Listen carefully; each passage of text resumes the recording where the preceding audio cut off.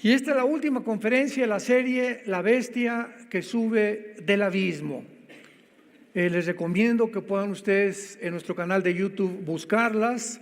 Es una serie donde hablamos muy, pero muy claramente acerca de que la bestia y el anticristo son dos entidades completamente diferentes. Y toda esta serie estuvo basada en Apocalipsis, capítulo 11, versículo 7. Cuando hayan acabado su testimonio, la bestia que sube del abismo. Aquí estuvo basada todas estas 7, 8 conferencias que hoy concluimos. La bestia que sube del abismo hará guerra contra ellos y los vencerá y los matará. Y esto se debe a que mientras más nos acercamos al final de los tiempos, más confusión va a haber en el mundo. Vuelvo a repetir, la gente ha perdido totalmente la brújula. La gente se encuentra en un estado donde ya no distingue quiénes son los buenos y quiénes son los malos. Ahora viene el diablo con todo su poder para culpar a los buenos como malos y a los malos como buenos. Porque esa es la estrategia, confundirnos, que perdamos la brújula y que cuando alguien nos pregunte, oye, ¿tú qué opinas de esto? ¿Qué opinas de aquello? Digamos o contestamos lo que los medios de comunicación nos han tratado de influir. Porque los medios de comunicación en su mayoría están influidos, o la energía del mundo, por Satanás. Y el cristiano es la persona que está consciente que hay un mundo a nuestro alrededor, invisible, que no es físico, no es terrenal, que tiene una influencia tremenda sobre nosotros todos los días y que de alguna manera, si no estamos conscientes de esta influencia y de esta energía, podemos comenzar sin que nos demos cuenta a ser sacados del camino hasta perder completamente el timón de nuestro barco.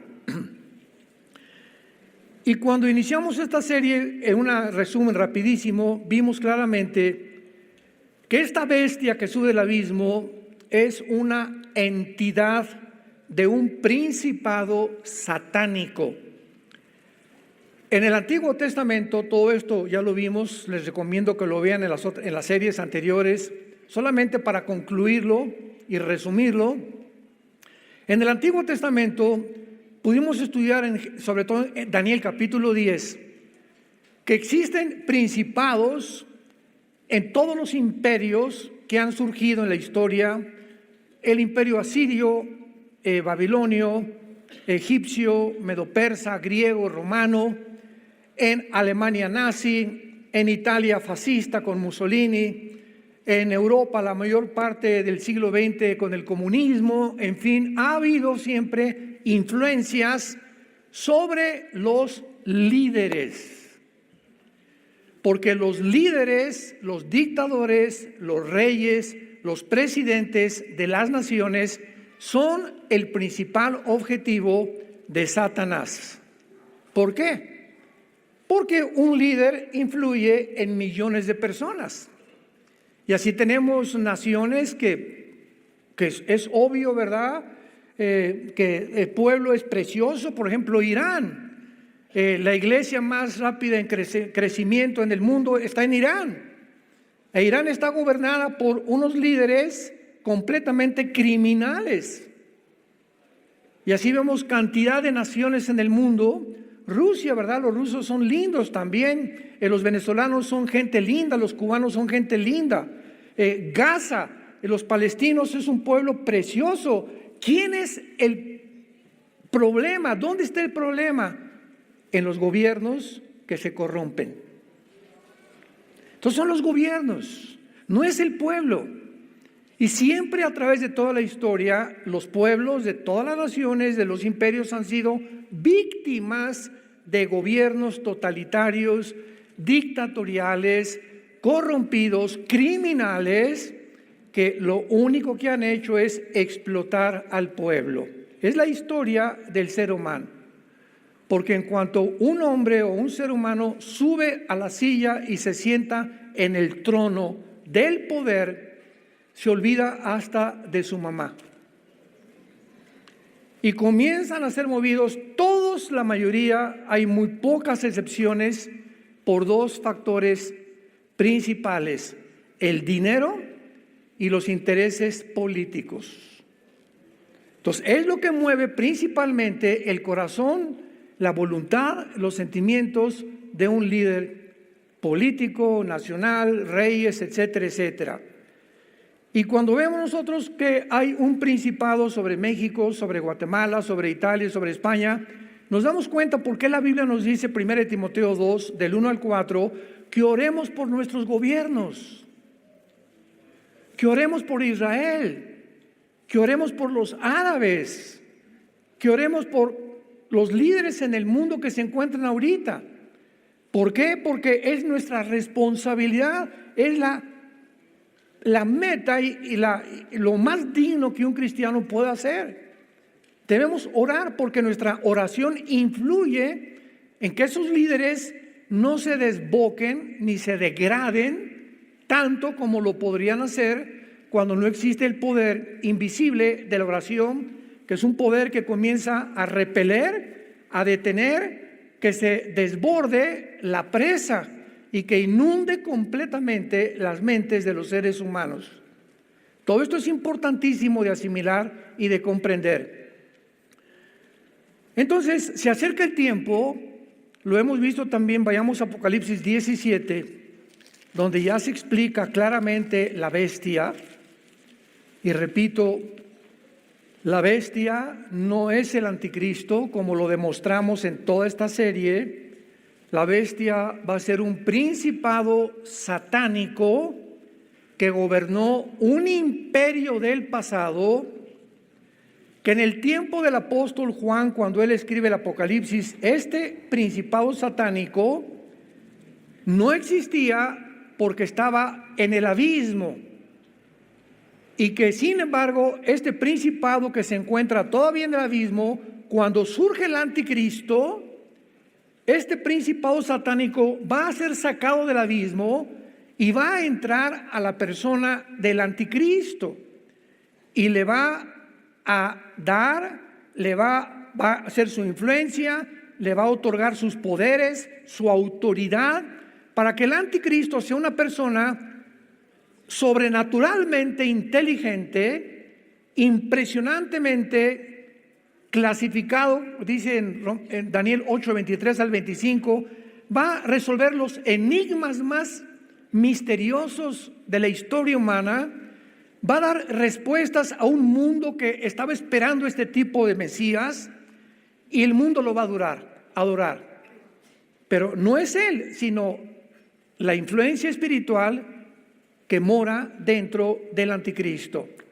Y esto lo explica Apocalipsis 17, versículos 7 y al 8, cuando Juan se queda estupefacto sin entender quién era la gran ramera y de qué forma la bestia iba a estar sometida a la gran ramera, que es el sistema religioso que viene en el mundo entero muy pronto, que va a usar el anticristo para después él quemar a este sistema religioso, hacerlo a un lado y comenzar a gobernar él políticamente y adjudicarse él el nombre de Dios.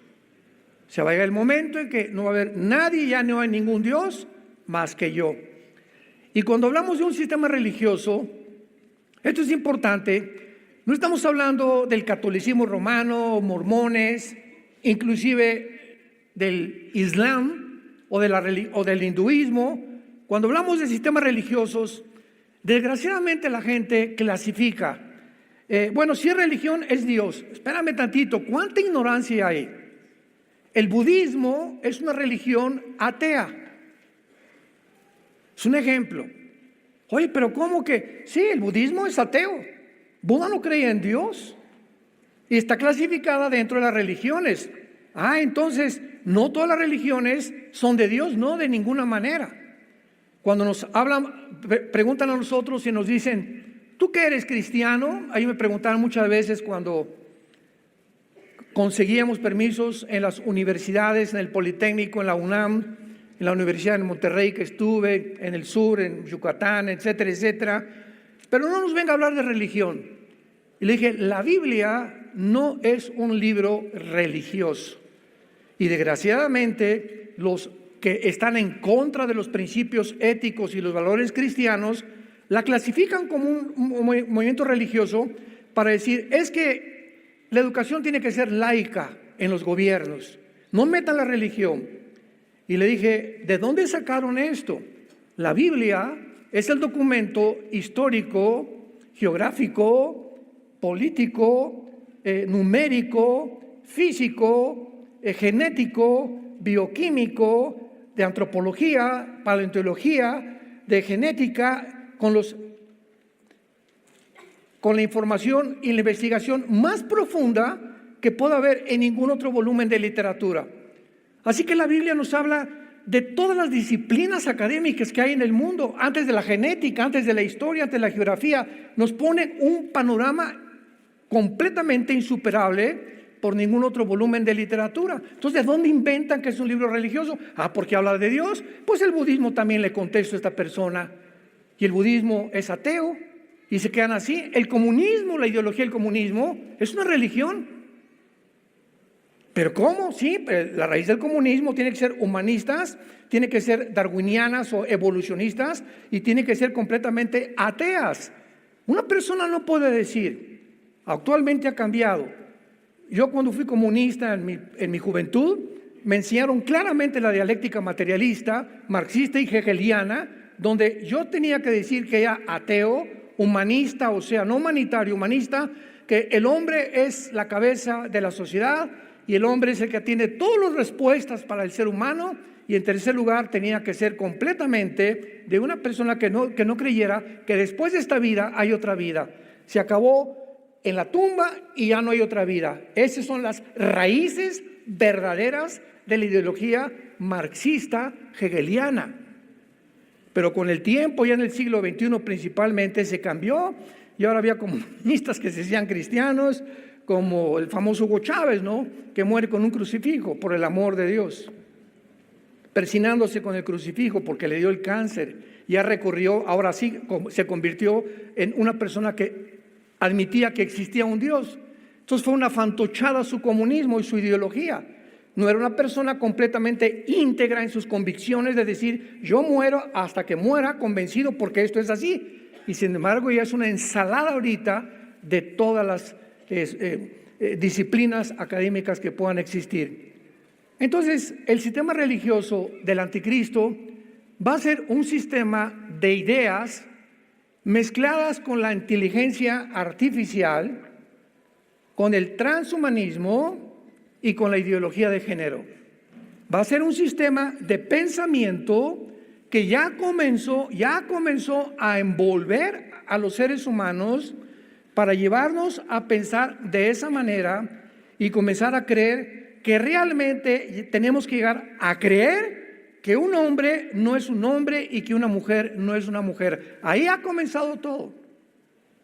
El hecho que genéticamente y biológicamente tengas el cromosoma Y y que te determina el género masculino, no le creas. Haciendo a un lado la ciencia médica y genética, convencernos a nosotros que no tenemos el género con el cual nacimos. Y son millones, no se imaginan, millones de personas en el mundo que lo han llegado a creer y exaltar, etcétera, etcétera, en los desfiles que hacen, que son una abominación totalmente a los valores judeocristianos de hace 6,000 años.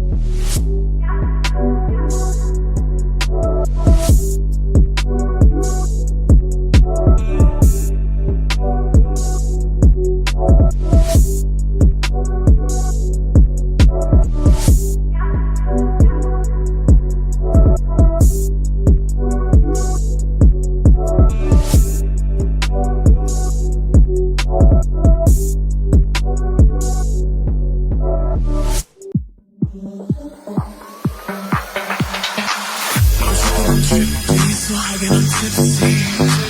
I'm drippy, it's starting to hit me. I'm drippy, it's raining, it's drippy. I'm drippy, it's starting to hit me. I'm drippy, I'm trippy.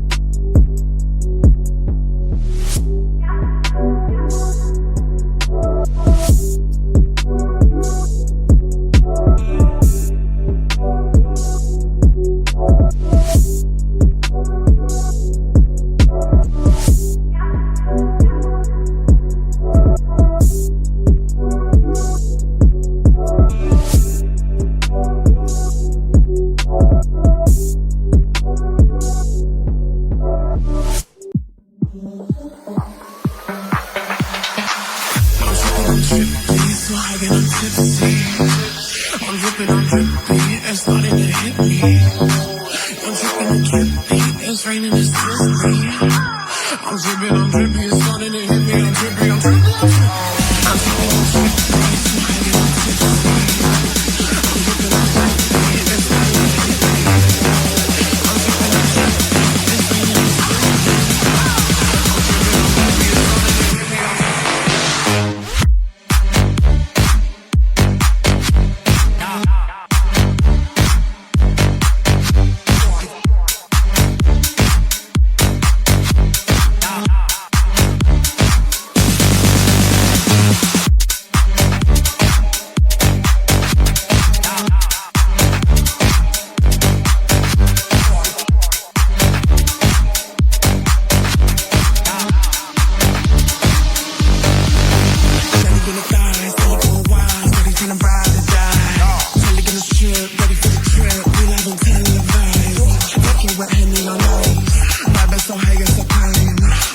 Entonces, el Espíritu en Apocalipsis 17, versículos 7 al 8, le explica a Juan y le dice: ¿por qué te asombras?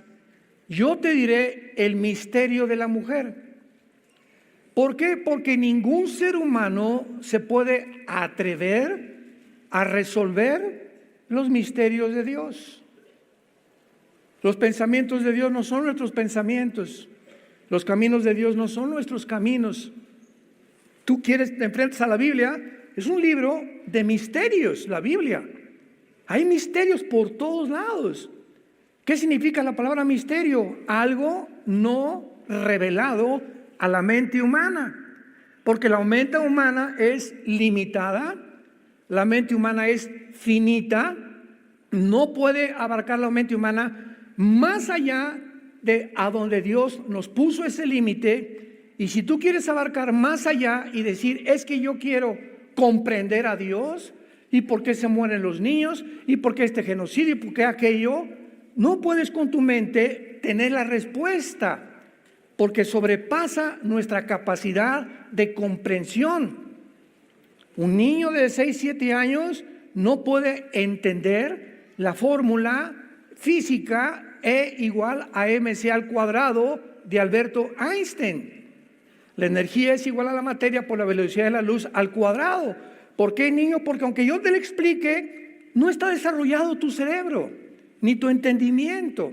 Espérate a crecer a los 18, 20, 25 años tal vez, métete a estudiar matemáticas y física cuántica y vas a entender esto. Y así es la mente humana de los adultos también. Nos enfrentamos en la Biblia con un mundo de misterios. Y esta es la razón por la cual la mayor parte de los que profesaron el ateísmo en el siglo XX acabaron locos, acabaron degenerados moralmente, acabaron en un psiquiatra como el padre del ateísmo, Friedrich Nietzsche, que acabó en un psiquiatra, el pobre, ¿verdad? Porque escribió un libro que se llama Así hablaba el anticristo, y cantidad de libros que los leí como 2 o 3 veces cada uno de ellos, y llegó el momento en que él ya no pudo enfrentarse con respuestas y se volvió loco. Porque esta es la forma en la que la mente reacciona cuando chocas contra algo y te frustras y no lo entiendes, pierdes el reguilete, tus neuronas comienzan aquí adentro del cerebro a emitir como cosas eléctricas y te produce locura. Pierdes el entendimiento, pierdes la razón. Y ahora a lo bueno le llamas malo y a lo malo le llamas bueno, malo o bueno, que es el síntoma más grande cuando un ser humano ha perdido completamente la razón.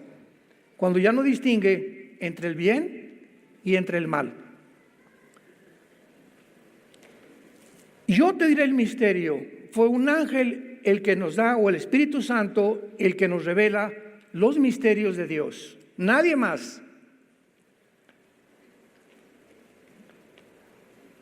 El misterio de la mujer y de la bestia que la trae, la cual tiene 7 cabezas y los 10 cuernos.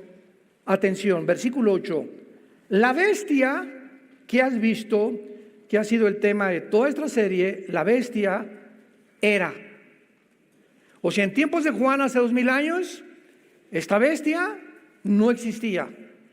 Era, o sea, fue en el pasado. Y no es. En el tiempo de Juan tampoco existía. Y está futuro para subir del abismo, que es el versículo Apocalipsis 11:7, donde ya el Espíritu Santo revela la bestia que sube del abismo, matando a los 2 testigos y que comienza a hacer su poder en la segunda parte de la gran tribulación. E ir a la perdición y los moradores de la tierra, aquellos cuyos nombres no están escritos desde la fundación del mundo en el libro de la vida, se asombrarán viendo la bestia que era y no es y será. Y para terminar este resumen rapidísimo, quedamos claramente en estos principios. En la Biblia hay 3 prisiones debajo del mundo. Está el Tartarus, que en 2 de Pedro se tradujo infierno, y la palabra ahí es la palabra griega Tartarus, que es donde están los ángeles caídos. La otra prisión que está en el centro de la tierra es el abismo.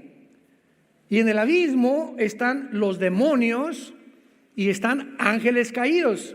Dice Apocalipsis 9 que el jefe del abismo es un ángel llamado Apolión o Abadón, que significa el destructor. Pero los seres humanos cuando mueren no descienden ni al Tartarus ni al abismo. Un ser humano cuando muere en pecado o sin Cristo desciende a un lugar que se llama el infierno. Entonces, en el infierno no hay demonios, son espíritus humanos nada más. En el abismo no hay seres humanos, son puros demonios y ángeles caídos. Y en el Tartarus están los ángeles que pecaron en el tiempo de Noé, que fueron encerrados en prisiones de oscuridad para ser juzgados más adelante después del milenio. Entonces, cuando dice la Biblia en Apocalipsis 11:7, la bestia que sube del abismo, inmediatamente asumimos que no puede ser el anticristo, porque el anticristo es un ser humano como tú y como yo. ¿Cómo lo sabemos? ¿Qué acaso no será una computadora el anticristo? ¿Han dicho? ¿O no será un sistema o hasta un imperio? De ninguna manera. ¿Cómo lo sabemos? Porque en Apocalipsis 20 dice que va a ser lanzado al lago de fuego. O sea, una computadora no la lanzas al lago de fuego, ni un imperio. Es una persona como tú y como yo. Tampoco es un robot, ni tampoco va a ser una persona creada por inteligencia artificial que no tenga la responsabilidad de sus emociones y de sus sentimientos y de sus decisiones. Entonces el anticristo tiene que ser un ser humano como tú y como yo, así como Cristo tenía que nacer como un ser humano como tú y como yo para morir en una cruz y pagar por nuestros pecados. Entonces el anticristo tal vez ya está en el mundo y a lo mejor es como una persona común y corriente actualmente. Dice la Biblia que va a salir de un país muy pequeño, el cuerno pequeño se le llama en Daniel 7, pero tal vez a los 30 años, igual que Cristo, viene el principado satánico que entra en él y el anticristo comienza a manifestar sus poderes sobrenaturales que van a sorprender principalmente a los líderes de Israel, a los líderes ortodoxos, a los religiosos de Israel. Y ellos van a estar convencidos, los líderes de Israel, que este hombre tiene el poder de cuidarlos, de protegerlos durante 7 años. Y para que los líderes de Israel lleguen a un punto donde le entreguen a un hombre la confianza de vamos a firmar el pacto con mucho gusto, Daniel 9:27, vamos a firmar el pacto contigo porque nos vas a proteger, tiene que ser un hombre que anteriormente tenga que haber demostrado su poder en el Medio Oriente. De esto hablaré en la otra serie que vamos a iniciar ahora más tarde, el caos en Medio Oriente, pero todo esto nos lleva, ¿verdad?, de una forma secuencial a un punto donde van a convergir todas las profecías bíblicas de los últimos tiempos. Muy bien. Ahora veamos lo siguiente. Hace algunos años, estoy hablando hace como tal vez 20, 25 años, en el siglo, todavía a finales del siglo XX, tuve varias, no debates realmente, ¿verdad?, sino pláticas con otros hermanos cristianos, escatólogos también, o sea, que aman la profecía, principalmente de Estados Unidos. Y la mayor parte de nosotros, y me incluyo yo también, creíamos hace como 25 años que el anticristo iba a ser judío, porque se comenzó ya, esto de la profecía ha recobrado el interés desde los 90, cuando Saddam Hussein entró a Kuwait y quería apoderarse del petróleo del Medio Oriente. Se formó una coalición de 29 personas con el papá Bush, que sacaron a Hussein de Kuwait. Más tarde ya lo encontraron en un hoyo de 2-3 metros de profundidad en Irak y lo juzgaron y lo ahorcaron. Pero ahí comenzó a despertar porque Saddam Hussein quería reconstruir Babilonia y gastó millones de dólares de 1980 a 1990, en esa década, Saddam Hussein, en reconstruir Babilonia. Y mandó a acuñar una moneda donde por un lado estaba el rey Nabucodonosor y en el otro lado él. Porque él decía que él era el descendiente del rey Nabucodonosor. Entonces Irak, que era una nación, yo recuerdo en el 85 tuvimos una conferencia con el doctor Billy Graham en Holanda, en Ámsterdam, que se llamó la primera conferencia de evangelistas itinerantes. Y nosotros fuimos invitados por la asociación Billy Graham a Ámsterdam y comenzaron a preguntar a muchos hermanos, ¿tú sabes qué es Irak? ¿Saben lo que contestaban? Me suena a una medicina. Y eran muchachos de universidad, o sea, ¿cómo es posible, verdad? porque era una nación completamente, es como ahorita, oye, ¿sabes dónde está Gaza? Gaza, ahorita lo que están los periódicos, ¿verdad? Pero anteriormente muy poca gente se mete a un mapa mundi, a un mapa geográfico y ver dónde está Bulgaria, Polonia, qué mar está entre Ucrania y Turquía, dónde está, si está Siria al norte o al sur de Israel, dónde está Libia, etcétera, etcétera. Muy poca gente, y para vergüenza de muchos lo digo, muy pocos cristianos. Y por eso todas las Biblias, al final casi todas las Biblias traen mapas, porque no podemos estudiar la Biblia sin recurrir a los mapas y ver pues, que Capernaum dónde está, y dónde está el mar de Galilea, y las colinas del Golán que conquistaron en 1967 los judíos. Entonces tenemos que relacionar la geografía, la historia con la Biblia y con la arqueología también. Y nos convertimos en verdaderos estudiantes de la palabra de Dios. Así como un estudiante tiene que tener una concordancia y tiene que tener un diccionario bíblico, porque son las herramientas necesarias para estudiar la Biblia. Una concordancia y un diccionario bíblico y mapas, por lo menos, para ubicarte dónde está Toluca. Porque estoy segurísimo que muchos le damos un mapa ahorita, no saben si está al norte de la Ciudad de México o al sur de la Ciudad de México, al este o al occidente. Bueno, para que veamos cómo estamos de confundidos, ¿no?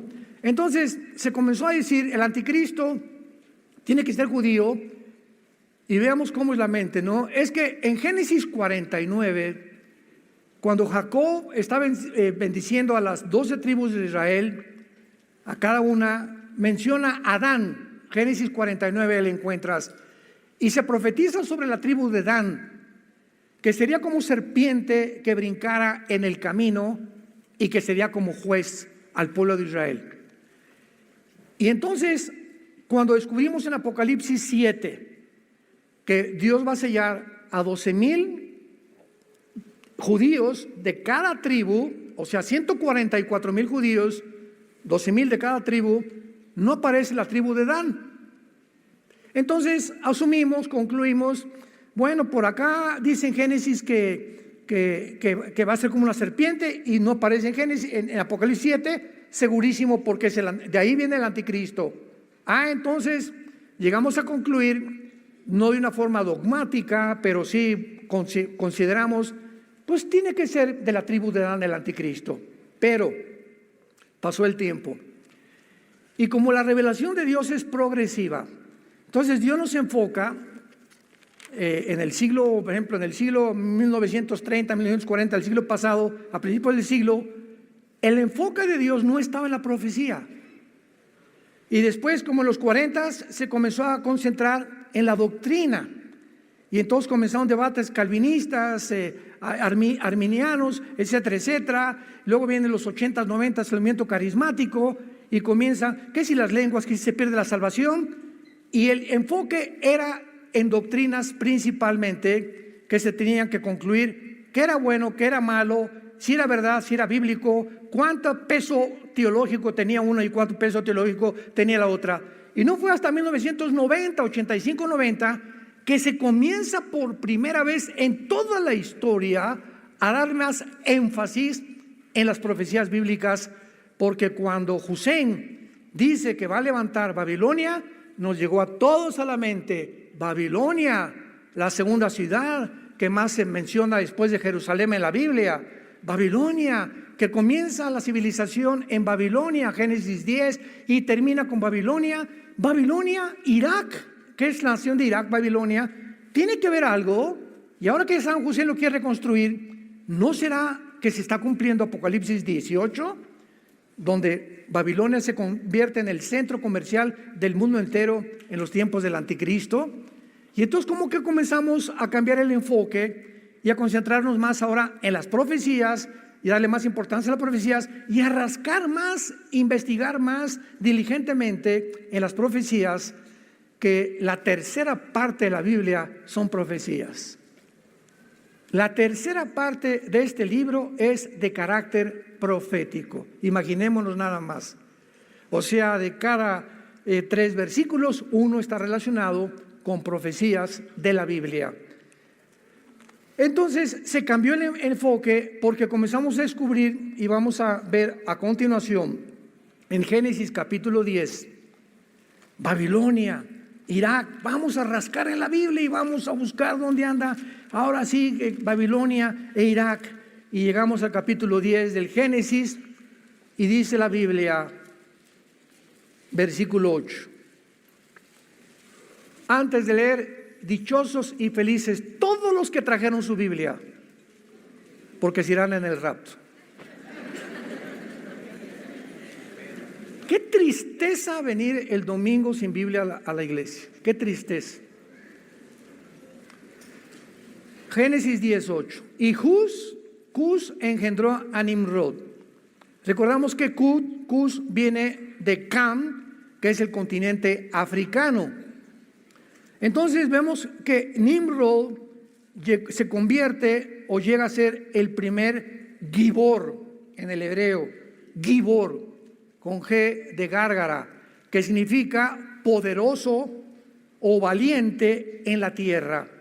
Y si nos quedamos ahí, pues entonces fue el primer héroe, pero no fue así. No es el aspecto que el Espíritu Santo nos quiere dar de Nimrod, porque más adelante dice versículo 9, este fue vigoroso, otra vez la misma palabra, Gibor, o poderoso, cazador, delante de Jehová, por lo cual se dice, así como Nimrod, vigoroso cazador, delante de Jehová. Y aquí vemos nosotros que la palabra delante de Jehová significa que él era un cazador de almas y no un cazador de animales, como posiblemente se pueda asumir o considerar en una lectura superficial. ¿Y cómo lo comprobamos? Porque más adelante en el capítulo 11 de la Biblia, él, este poderoso cazador, es el primer ser humano. La palabra Nimrod significa rebelde en el hebreo. El primer ser humano en organizar la primera rebelión masiva en contra de Dios en la Torre de Babel. La serie antes de esto, todo cubrimos lo que es Babel, ¿se acuerdan? Estudiamos desde Génesis 10 hasta el Apocalipsis, toda la historia de Babilonia. También la pueden encontrar en las conferencias que hemos dado. Entonces Nimrod se levanta como el primer rebelde porque 1500 años después de Adán, a ver, vamos por orden, nace Adán y pasan 1500 años en el mundo donde casi no había leyes. Y el mundo se convierte en un mundo, en un zoológico humano, donde los seres humanos comienzan a mezclarse, hombres con hombres, mujeres con mujeres, con animales, bestialismo, con niños. Se sumergen en el ocultismo, en la brujería, en todas las cosas desconocidas, etcétera, etcétera. Y finalmente los ángeles caídos que habitaban todavía en la tierra.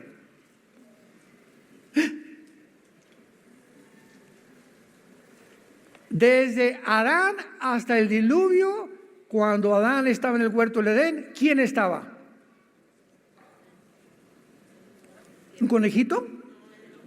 Satanás, en la forma de una serpiente. O sea, el huerto del Edén estaba habitado antes que Adán y Eva por el mismo Satanás. Y el Edén no era solamente era un campo impresionante. No sabemos hasta dónde llegaba el Edén, ¿verdad? Tal vez todo el Medio Oriente era el Edén, pero Dios dice que en esta planicie o en este gran territorio, dentro de este territorio, Él planta un huerto en el Edén. Pero el Edén era toda la tierra tal vez. Y los ángeles caídos, dice Apocalipsis, Ezequiel capítulo 28, habitaron con Satanás en el huerto del Edén, pero no era el huerto vegetariano con plantas, era lleno de piedras preciosas, etcétera, etcétera. Entonces Satanás estuvo aquí en este planeta Tierra antes que nosotros. Esto también es clarísimo en la Biblia. Y por eso estaba ahí Satanás cuando pone a la primer pareja en el huerto del Edén. Entonces los ángeles caídos seguramente, ¿verdad? Pues estaban también en alguna parte, no sé, no estaba dividida la tierra en continentes, no se habían separado los continentes como tenemos ahora el continente americano, el continente africano, el continente europeo, australiano, etcétera, etcétera. Casi toda la tierra era una masa de tierra, se separa en los tiempos de Eber, viene las placas tectónicas, tal vez por temblor, no sé qué usó Dios, pero se separaron los continentes y entonces ya comenzó la población en el mundo. Pero en ese tiempo los ángeles caídos tenían acceso y lo podemos ver claramente en Génesis capítulo 6. Vayamos a Génesis 6 para que todo lo comprobemos con la Biblia y no se asusten. Dice Génesis capítulo 6, pongan mucha atención. Hay tantos misterios que todavía no hemos acabado de comprender en la Biblia. Había gigantes, o sea, los Nefilim o los Nefilim en la tierra, y esta palabra Nefilim significa caídos. Y hasta este momento en la historia, no había caído nadie.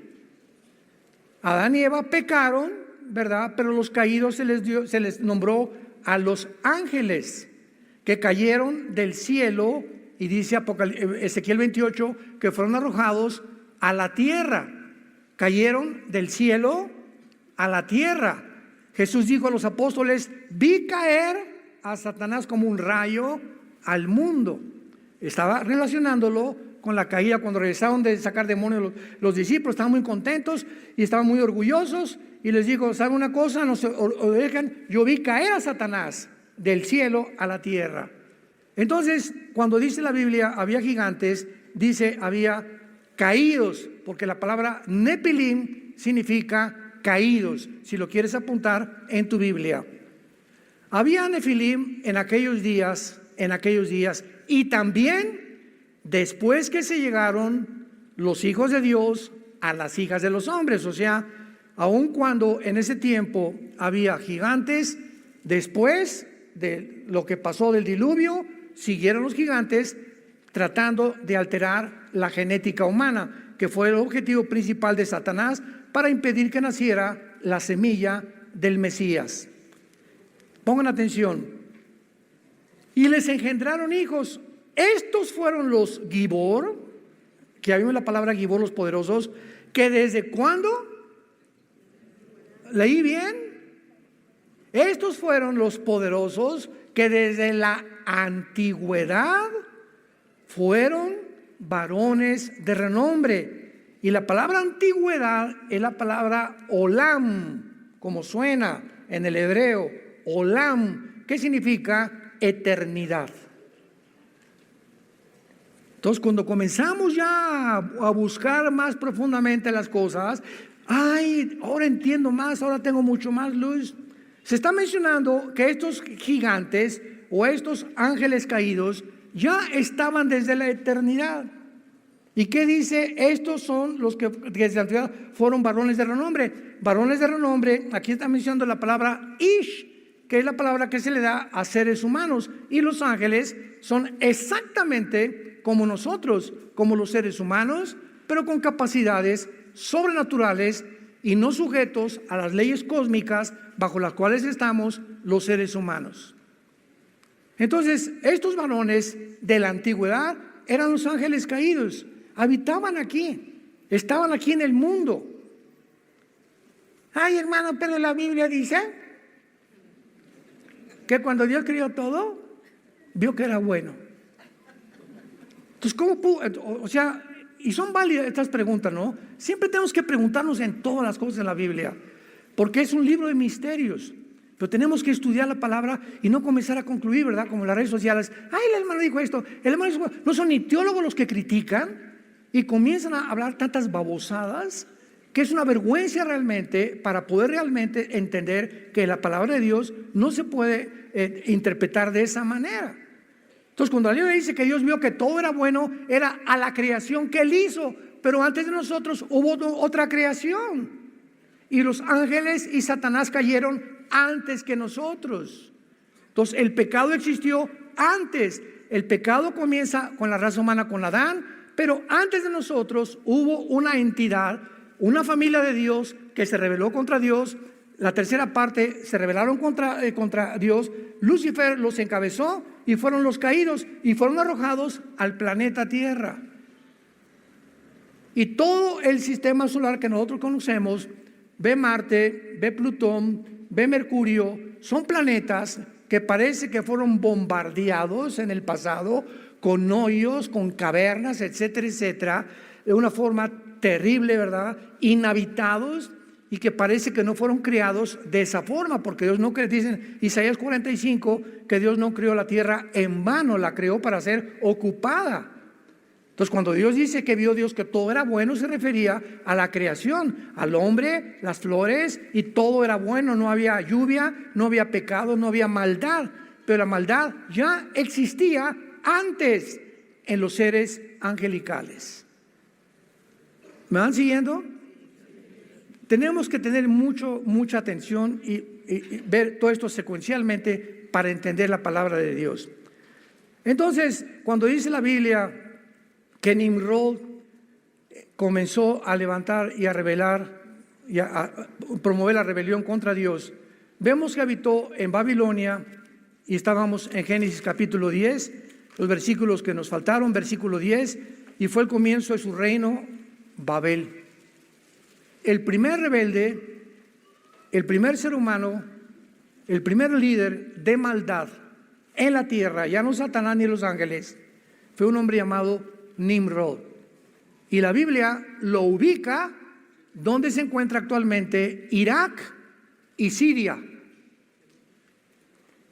Donde están ahorita las naciones de Siria y de Irak era la región geográfica en el Antiguo Testamento que se describió con el nombre de la tierra de Sinar, la tierra de los babilonios o Babilonia, que corresponde a Irak y a Siria, que ya fueron divididos en el siglo XX, después de 1940, cuando los ingleses dividieron el Medio Oriente y partieron, ¿verdad?, en Cisjordania con Israel y los árabes. Entonces, es importante que veamos esto para que podamos entender la Biblia. Babilonia, pues, es un centro geográfico, o es lo que es ahorita Siria e Irak, de lo más demoníaco que puede haber. Tepoztlán parece la casa de Santa Claus, comparado con esto. Saben que en México Tepoztlán tiene fama, hay muchos brujos, muchos chamanes, ¿verdad? Bueno, y en Apocalipsis capítulo 9 encontramos que apareció otra vez el río Éufrates, donde 4 ángeles están atados. Estos 4 ángeles, ¿quiénes son? ¿Cuándo fueron atados? Son 4 ángeles que estuvieron en los imperios antes de Juan, que leímos en Apocalipsis 17, que tal vez fueron Egipto, Asiria, Babilonia, Medo-Persia o Grecia. Porque en el tiempo de Juan, estos principados estaban atados, pero 4 de ellos son los más peligrosos, donde están incluidos el imperio babilónico y el imperio griego. Entonces, el principado que vaya a surgir y entrar en el anticristo tiene que venir del área de la antigua Babilonia, que incluye Siria, Irak y las divisiones del antiguo imperio griego, que lo explica ya Daniel 8, que ya lo vimos en las conferencias pasadas. ¿No se han empachado? Hay tantas cosas que explicar y le pido a Dios que me ayude para que ustedes me puedan entender. Pero tienen ustedes que tener ya bases, ¿verdad? Y por eso todas las conferencias anteriores, para llegar a esta conclusión, pues tenías que haberlas escuchado. Bueno, entonces, ahora que vemos ya esta nueva luz que la Biblia nos da, vayamos a Isaías capítulo 10 y terminemos viendo de qué otra manera se le llama al anticristo. Porque, como decíamos, se asumió hace algunos años pues que venía de la tribu de Adán Y también se asumió y fue casi dogmático lo que les voy a decir. Ahí me enseñaron mis maestros, el anticristo tiene que nacer de Europa. Porque la Biblia dice en Daniel 9, 24 al 27, en la profecía de las 70 semanas, el príncipe que ha de venir, que fue Tito, el imperio romano, y que destruyó Jerusalén, que de ahí viene el anticristo. Sin embargo, cuando ya se estudia más profundamente, el imperio romano no se limitó a Europa. El imperio romano abarcó el norte de África y el Medio Oriente. Pero se concluyó que no, tiene que ser de Europa, pero no necesariamente, ya lo vemos, y cuando comenzamos a rascarle más en la Biblia, Dios nos da más luz y nos muestra claramente que el anticristo no surge de Europa, el anticristo surge del Medio Oriente. ¿Será algo significativo lo que está pasando todo en el Medio Oriente? Antier se juntaron más de 70, 80 líderes árabes en Arabia Saudita, ayer o antier. Más de 80 líderes árabes. Y el presidente de Irán fue el que dijo, la única solución es exterminar a Israel. Emiratos Árabes dijo no. Bahrein dijo no. Marruecos dijo no. Más de 4 o 5 líderes árabes dijeron no estamos de acuerdo contigo. Pero estaba promoviendo, y la segunda moción del presidente de Irán dijo vamos a cancelar el petróleo a Israel para que ya deje de que se salga de Gaza. Nadie lo apoyó. ¿No es curioso y no es interesante que ninguna nación árabe haya mandado ayuda a Gaza? Lo voy a comenzar a explicar en la conferencia que sigue. Pero hay tantas cosas que nos han mentido, que están escondidas, para darle otro enfoque y caer toda la culpa sobre la nación de Israel. Y tampoco es sorpresa, porque la Biblia dice, Zacarías 12, versículos 2 y 3, que la tercera guerra mundial, la mecha que la va a prender será la ciudad de Jerusalén. O sea, este antisemitismo que hay en el mundo no es sorpresa, es otra evidencia que nos vamos con una velocidad impresionante a que venga Jesús por nosotros. Adiós.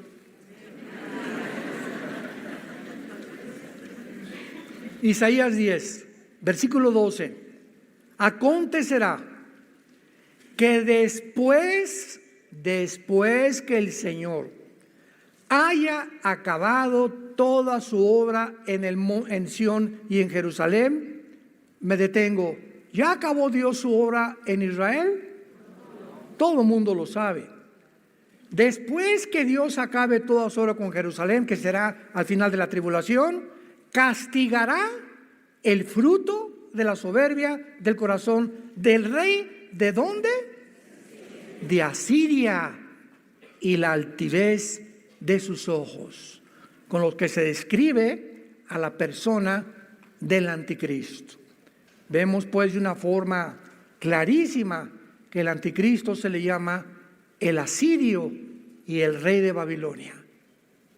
Y posiblemente todo esto que se está gestando ahorita en el Medio Oriente, porque cuando Saddam Hussein invade Kuwait y el enfoque es sobre el Medio Oriente desde 1990, estamos hablando hace 35 años que los encabezados de los periódicos se han centrado en la región del Medio Oriente como el punto crítico donde en cualquier momento, tal como este libro lo dice, en el Medio Oriente comenzó el mundo, en el Medio Oriente terminará el mundo. No en México, no en Estados Unidos, no por una bomba en Washington, ni en Rusia, ni en China. El final de la humanidad y la última guerra mundial será en el Medio Oriente, con más detalles en Israel, en el Valle del Megiddo. ¿Qué es lo que moverá a todas las naciones con un odio para destruir Israel? Ya lo estamos comenzando a ver. El odio que tiene hace 6,000 años Satanás con el pueblo que levantó para que a través de él viniera el Mesías y tuviéramos la palabra de Dios. Preparemos nuestros corazones porque nuestra redención se acerca cada día más y más y más. Padre, te damos las gracias. Te bendecimos con todo el corazón por la palabra profética más segura, a la cual haríamos bien en estar atentos hoy más que nunca, como la única antorcha. No existe ninguna otra luz, ningún medio de comunicación, ningún politólogo, ningún filósofo, ningún escritor. Nadie puede atreverse a opinar acerca de lo que pasa en el mundo más que tú. Y nos los dejas claramente establecido en tu palabra para no perder la brújula, para discernir, distinguir el bien del mal, el mal del bien. El propósito satánico es mezclarlos a los dos. Ya no hay blanco ni hay negro, ahora hay gris. Y esta confusión es la que ha llevado a la humanidad a hacernos creer que somos dioses y que en nosotros se encuentra la solución para los problemas políticos, filosóficos, militares, religiosos, que van mucho más allá de nuestra capacidad para resolverlos. Precisamente porque no somos dioses, somos hombres vulnerables, con pies de barro, débiles, frágiles, que necesitamos de una forma urgente a tu Hijo Jesucristo, quien abrió sus brazos en una cruz hace 2000 años para decirnos que tú nos amas y que Él es el ejemplo máximo al dar su vida, su sangre, para el perdón de nuestros pecados. Gracias, Jesús, por tan grande sacrificio, porque fuiste crucificado, enterrado y resucitado a los 3 días para entrar a vivir a nuestro corazón. Y ahora esta esperanza la mantendremos hasta el fin, a la que todos hemos sido llamados, para jamás avergonzarnos de llamarnos tus hijos y tus hijas hasta la venida de Jesús. Amén.